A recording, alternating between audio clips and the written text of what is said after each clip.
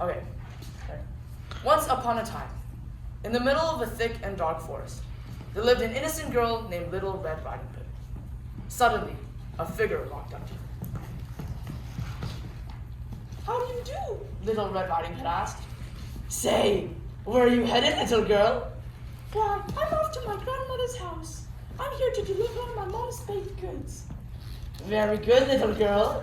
Thank you, thank you, thank you." The figure disappeared into the forest. All of a sudden, rain surrounded Little Red Riding Hood. Eerie shadows loomed over her, but she knew she had to keep going. Out of nowhere, a huge monster jumped up and lunged at her. She screamed and stumbled to the ground, but the forest was silent again. Thump, thump, thump. She hears her heartbeat. She was still alive. As the rain started to clear up, she hurried towards her grandmother's house, hoping that she would be safer there.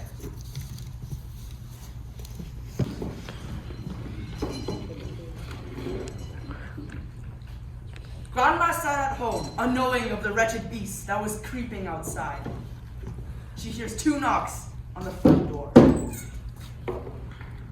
Thinking they would be Riding Hood, she peeks out the door, when suddenly the wolf breaks down the door and charges towards her. The wolf had mutilated the grandma beyond recognition, leaving her with only a torso behind. He had ripped her arms off, her legs off, then finally, her head. Nearby in the woods, a lumberjack was busy working away. Suddenly, a scream from Grandma's house filled the woods. He hurries towards the house and sees if everything is all right. Little Red Riding Hood arrives at the grandmother's house. However, when she got closer, she notices that the hinges of the door had been broken and that the house was painted red with blood. She searches for her grandma when she catches sight of a bloody torso. Without warning, a rope figure flies at her and drags her into the kitchen. It was the wolf from before. He prepares to cook her.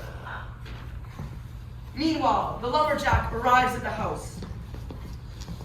He peers through the window where he sees a bloody torso leg.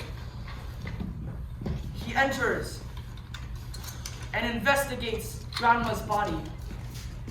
He sees Little Red Riding Hood, but it was already too late. The wolf lunges at him and traumatizes Riding Hood by executing him right in front of her.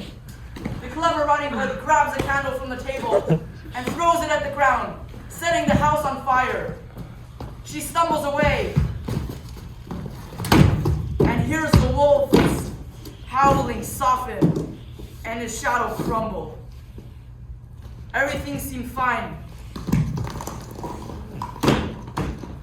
but the wolf had been resurrected and climbs out of the house. He is still alive.